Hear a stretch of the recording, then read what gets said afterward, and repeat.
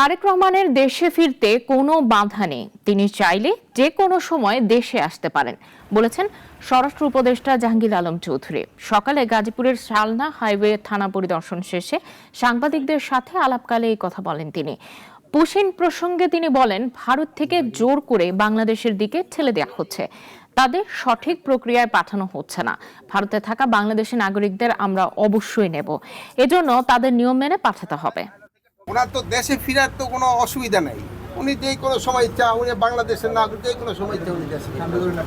ওনারা যেই সময় উনি নিজের যেই সময় উনি মনে করবেন উনি সেই সময় দেশে ফিরবেন। আমাদের বাংলাদেশি নাগরিক যদি ওই অগদেশে থাকে আমরা অবশ্যই নিব, কিন্তু তারা একটা প্রপার চ্যানেলে আসতে হবে। নিয়ম হলো প্রপার চ্যানেলে। ওনারা করে নাকি এটা ফলো না করে এই জঙ্গলে রাস্তা দিক জায়গায় না ওই সব জায়গায় গিয়ে করে, এটা একটু অমানবিক।